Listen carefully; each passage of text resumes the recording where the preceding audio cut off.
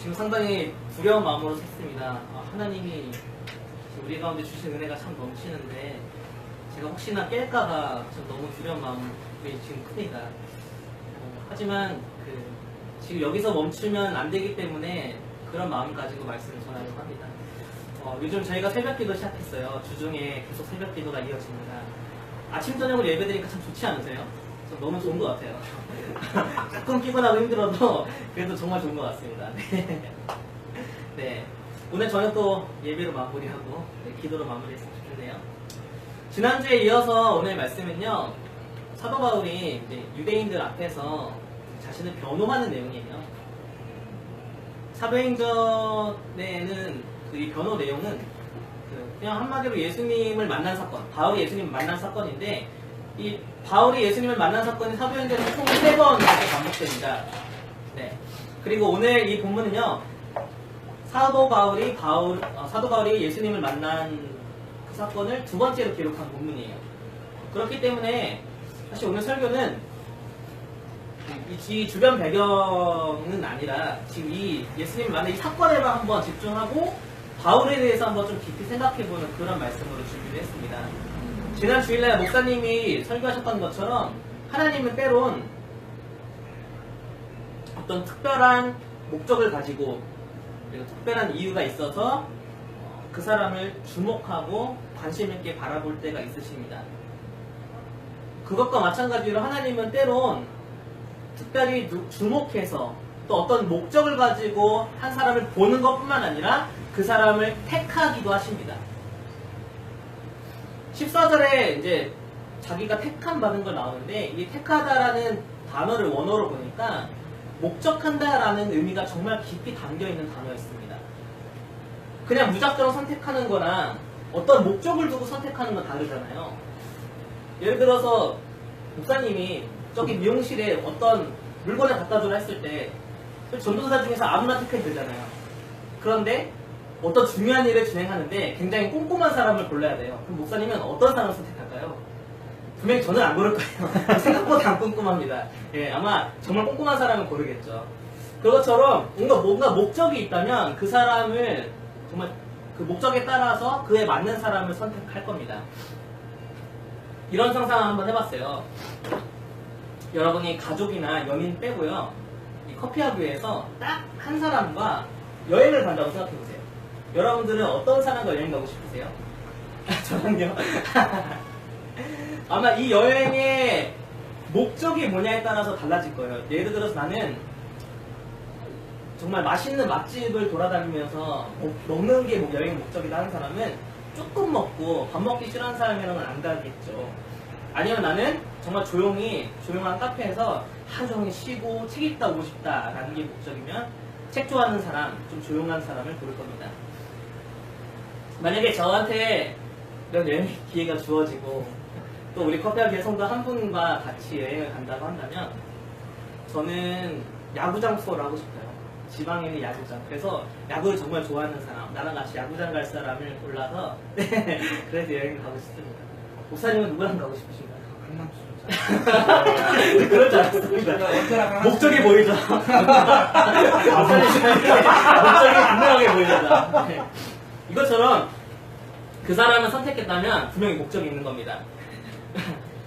그 선택된 사람을 잘 생각해보면 선택한 사람의 목적이 보여요. 이것처럼 바울을 깊게 생각해보면 하나님이 바울을 왜 선택했을까라는 게 보이는 겁니다. 오늘 말씀을 보면 14절 15절을 보면요, 그 바울이 선택받는 내용이 나옵니다. 제가 한번 읽어볼게요. 그가 또 이르되 우리 조상들의 하나님이 너를 택하여 너로 하여금 자기의 뜻을 알게 하시며 그 의인을 보게 하시고 그 입에서 나오는 음성을 듣게 하셨으니 내가 그를 위하여 모든 사람 앞에서 내가 보고 들은 것의 증인이 되리라. 바울을 선택한 이유는 뭔가요? 증인. 보고 들은 것의 증인. 한마디로 예수 그리스도의 증인으로 불렀습니다. 근데 여기서 굉장히 독특한 점이 하나 있어요. 보통 우리는 복음을 전해 듣고 주님을 믿으면 세례를 받잖아요. 근데 바울은 그런 과정이 보다 한 가지 더 큰 과정이 있었어요. 예수님을 만났고 그래서 예수님의 그 말씀을 들었지만 한 가지 더 택함 받은 이유에 대해서도 들었어요. 아나니아에게 너는 증인이 되게끔 하기 위해서 내가 택하였다. 그러니까 바울이 세례를 받는 건요, 이 내가 너를 증인으로 택했다는 것까지도 인정해야 세례를 받을 수 있는 거예요. 그동안 바울은요, 예수님을 부인했던 사람이에요. 그런데 자기가 부인했던 예수님을 이제 전해야 되는 거죠. 그동안 이 바울은 예수님을 믿었던 사람들을 다 잡아 죽이려고 했어요.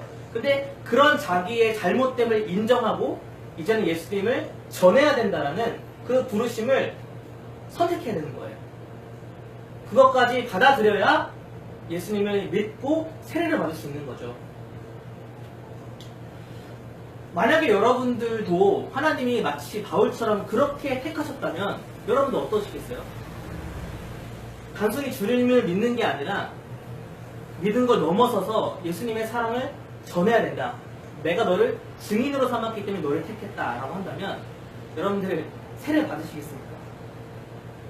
만약에 여러분들이 지금 정말로 하나님이 여러분들의 가정에서 여러분들의 주변에서 먼저 여러분들 택한 이유가 예수님을 전하라고 택한 거라면 그대로 살아가시겠습니까?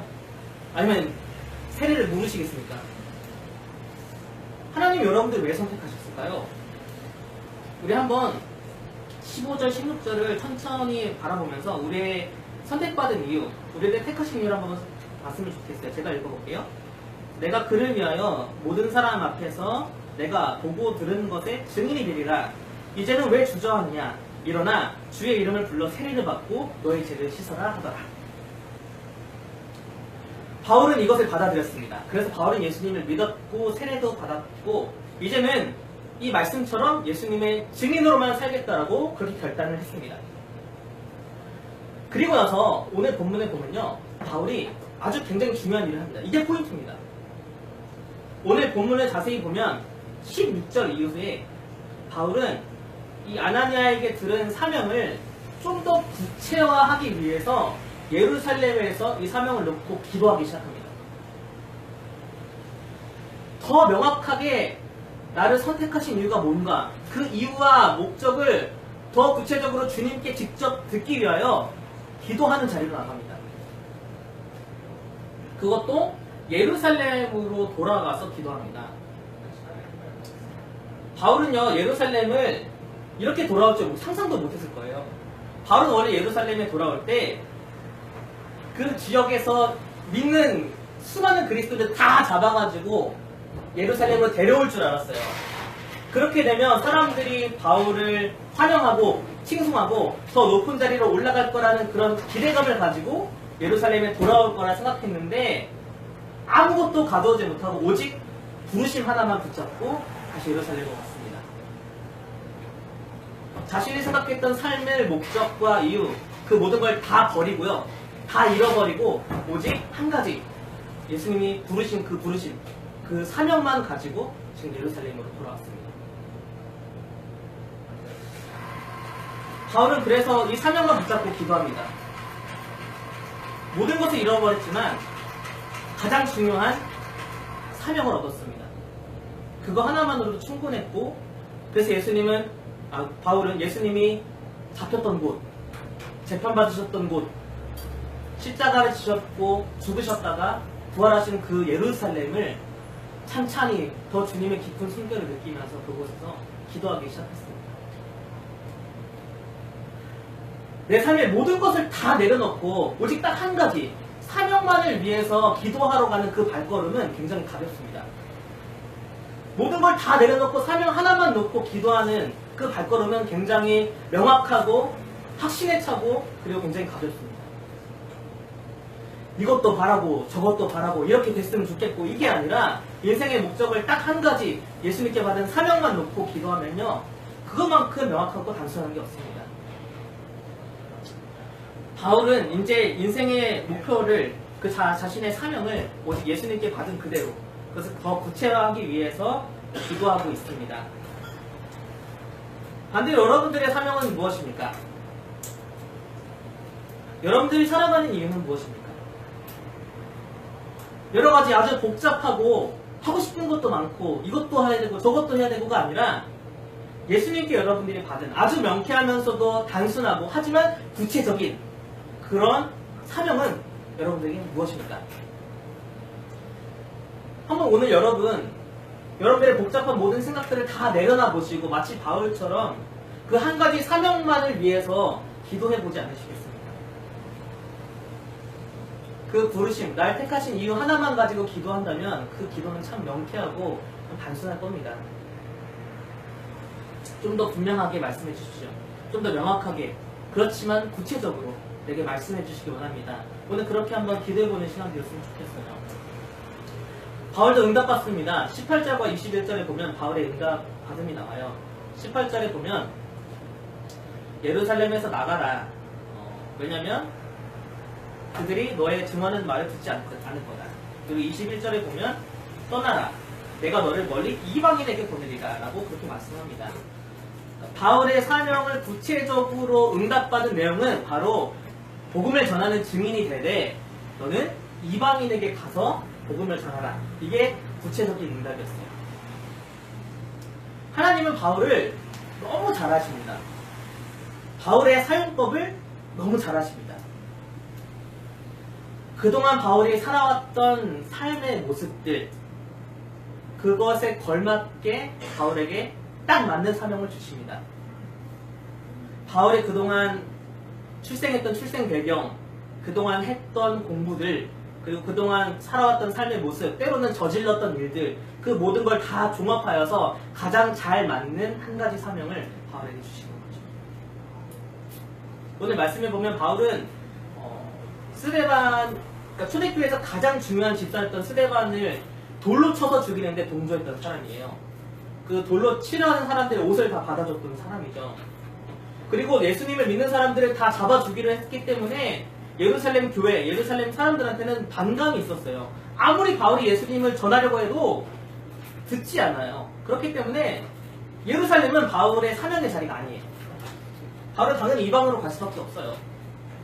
그리고 바울은 지난주 말씀에 보면 가말리엘 무화나 출신이라고 기록되어 있습니다. 이 가말리엘, 힐렐파 바리새인인데요. 율법을 진보적으로 해석하는 사람들이에요. 율법이 다소 진보적이기 때문에 이방인들에게 가는 것 아무 문제 없는 거죠. 마지막으로 바울은 출생 배경이 다소에서 태어났어요. 예루살렘에 태어나지 않았고 로마인이었습니다. 이방인의 선교하기에 가장 적합한 사람이었죠. 이 모든 걸 종합해서 하나님은 바울에게 이방에 가서 복음을 전하라는 딱 맞는 그런 사명을 주신 겁니다. 그러면 하나님은 여러분들의 사명을 어떻게 구체화시키실까요? 한번 생각해 보시겠어요? 심지어 오늘 18절과 21절에 보면요, 하나님은 바울한테 예루살렘에서 나가라 그래요. 안 되는 곳에서 괜히 힘빼지 말라는 거예요. 오히려 너가 복음을 전하면 더 일이 망치는 거예요. 트러블만 일어나는 거예요. 나가라는 거예요, 예루살렘에서. 이게 얼마나 구체적입니까? 여러분들은 어떨까요? 지금 여러분들이 속해 있는 직업, 아니면 여러분들의 직장, 그것이 하나님 앞에 정말 구체적으로 받은 기도의 응답의 자리입니까? 하나님은요, 나 사용법을 가장 잘 아시는 분입니다. 그렇기 때문에 나의 출생 배경, 내가 그동안 했던 공부, 내가 겪어왔던 모든 삶의 시간들, 내가 저질렀던 일들이 모든 걸 종합해서 나에게 딱 맞는 나의 사명을 하나님은 허락해 주실 겁니다. 다시 한번 건면하지만 오늘 우리 한번 이 나에게 주어진 구체적인 사명을 놓고 이 한 가지만 기도해 봤으면 좋겠어요. 우리의 부르신 이유, 우리가 택함받은 이유가 예수님을 전하는 그런 이유라면 우리가 그 사명을 어떻게 구체적으로 살아갈지 한번 기대해 보는 겁니다. 바울은 예루살렘과 정말 인연이 없었습니다. 몇 번을 예루살렘에 방문했지만 한 번도 열매를 맺어본 적이 없습니다. 오히려 올 때마다 늘 트러블만 일어났습니다. 계속 실패만 합니다. 이번 예루살렘 방문도 왠지 실패만 할 것 같습니다. 바울은 지금 유대인 앞에서 어떻게든 예수님을 전해보려고 하지만 또 자기를 변명해보려고 하지만 결국 또 실패합니다. 이렇게 열심히 예수님을 전해보지만 단 한 명도 예수님을 믿는 그런 열매가 맺어지지 않습니다. 실패하고 싶은 사람이 어디 있겠습니까? 다 성공하고 싶고 어딜 가든 성공해보고 싶고 어떤 일이 주어지든 한번 성공해보고 싶은 게 사람의 마음이지 않습니까? 하지만 꼭 성공하는 것만이 답은 아닌 것 같아요. 제가 서두에 말씀드린 것처럼 저는 야구하는 걸 참 좋아해요. 야구 보는 걸 좋아하는데요. 야구는 참 특별한 스포츠입니다.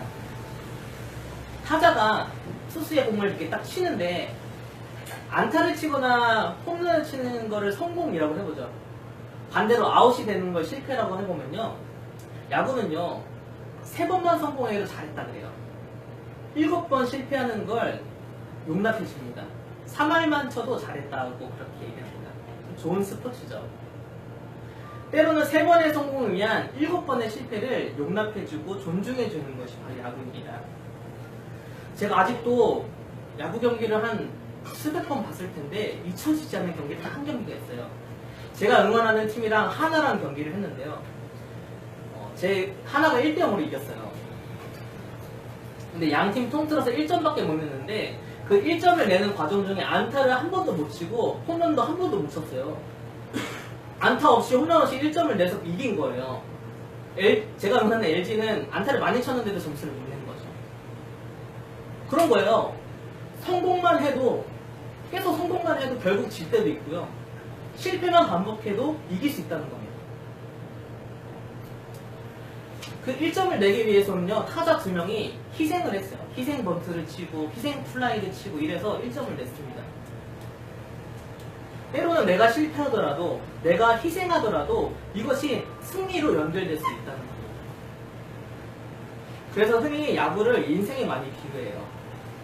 참 인생은 야구 같다라는 그런 말을 하죠. 이처럼 우리의 삶에도 참 성공만 있는 게 아닙니다. 실패도 있지만 때로는 굉장히 의미 있는 실패도 있습니다. 결국 이 실패가 나중에는 승리로 이어지는 아주 중요한 실패도 있습니다. 사도행전 22장에서 지금 바울이 하고 있는 이 변명은요, 결국은 실패합니다. 바울은 결국 옥에 갇히고, 그리고 이 변명과 이 설교를 통해서 한 명의 유대인을 구원하지 못합니다. 어떤 열매도 맺을 수 없었습니다. 베드로는요, 예루살렘에서 한 번 설교하면 몇천 명이나 예수님을 믿는다 하던데, 그렇게 베드로는 성공했는데, 바울은 계속 예루살렘에서는 실패만 반복하는 거죠. 하지만 말씀드린 것처럼 바울의 이 실패는 매우 의미 있는 실패입니다. 왜냐면요, 지금 바울이 실패해야만 하나님의 뜻이 이루어지기 때문입니다. 하나님의 뜻은 실패에 있습니다. 바울은 마치 베드로처럼 정말 큰 성공을 거두는 역전 홈런을 치는 4번 타자는 아니지만 팀을 위해서, 승리를 위해서 희생 번트를 쳐줄 수 있는 그런 사람입니다. 하나님은 바울의 실패, 그 바울의 실패를 통해서 결국 결론적으로 하나님의 승리를 이뤄가실 겁니다. 바울이 예루살렘에 오기 전에 이미 하나님이 말씀하셨습니다. 너가 잡힐 거다. 잡히는 게 하나님 뜻입니다. 이 변론의 실패에서 결국은 잡히는 게 하나님 뜻입니다. 잡혀야만 바울은 로마에 갈 수 있고, 잡혀야만 바울의 사명의 자리, 바울의 마지막 사명의 자리인 로마로 가서 주의 복음을 증거할 수 있기 때문에 지금 바울은 잡혀야만 합니다. 하나님은 바울의 실패와 또 희생을 사용하셔서 결국 하나님의 뜻을 그렇게 이뤄가시는 거죠. 우리의 삶도 마찬가지입니다. 우리의 삶도 때로는 멋진 성공을 경험하기도 합니다. 9회 말 끝내기 역전 홈런, 팀의 멋있는 승리를 안겨주는 것처럼 정말 엄청난 성공을 거두기도 하지만 때로는 실패를 맛보기도 합니다. 누구는 늘 성공하고 늘 홈런만 치는 사람이지만 나는 늘 희생해야 되고 늘 번트를 쳐줘야 되고 그렇게 승리를 위해서라면 희생해야 되는 사람일 수도 있습니다. 하지만 나 사역법은 하나님이 가장 잘 아십니다. 내 부르심이 4번 타자가 아니라 희생 번트를 쳐야 되는 사람이라면 나는 그렇게 순종하면서 하나님의 뜻을 위해서 살아가야 합니다. 하나님은 가장 나를 잘 아시고 그리고 나에게 맞는 분명한 목적에 따라서 나를 택하셨기 때문입니다. 지금 내 삶이 화려하지 않을 수도 있습니다. 성공을 맛본 지 너무 오래될 수도 있습니다. 때로는 아주 오래된 실패감, 절망감 때문에 좌절하고 있을 수도 있습니다. 하지만 지난주에 목사님 말씀 기억하시죠? 여러분들이 힘들고 고난받는 그 상황 가운데서도 하나님은 특별한 목적을 갖고 여러분들을 바라보고 계신다는 것. 결국 여러분들의 그 힘듦과 실패와 고난을 통해서 하나님의 뜻을 반드시 이룰 거라는 그 말씀 기억하시죠? 그렇기 때문에 우리는 지금 이 상황 속에서 하나님의 목적을 바라봐야 됩니다. 내가 지금 성공하고 있다면 이 성공을 통해서 하나님은 어떤 일을 이루기 원하십니까? 내가 지금 실패만 반복하고 있다면 이 실패를 통해서 하나님은 어떠한 뜻을 이루기 원하시는가? 지금 내가 처해 있는 상황을 통해서 하나님은 어떤 목적을 이루기 원하십니까? 그것에 관심을 가져야 합니다. 예루살렘에서 아주 철저하게 몇 번이고 실패했던 그 실패는 오히려 로마로 가는 길의 열쇠가 되었습니다. 바울의 사명의 자리는 예루살렘은 아니었지만 마지막 사명의 자리인 로마로 가는 그 길이 되었습니다. 이 길을 위해서라면 바울은 멋지게 실패해야만 합니다. 하지만 이것은 매우 의미 있는 실패가 되었습니다. 마찬가지입니다. 하나님이 여러분들을 어떻게 사용하실지에 관심을 가지십시오. 하나님이 여러분들이 어떤 목적을 가지고 택하셨는지 그것에 관심을 가지시기 바랍니다. 오늘 한번 기도해 보세요. 매우 구체적으로 알려달라고, 매우 선명하게, 매우 분명하게 나를 택하신 이유가 무엇인지, 나에게 허락된 사명의 자리가 어디인지를 말씀해 달라고 그렇게 한번 기도해 봅시다.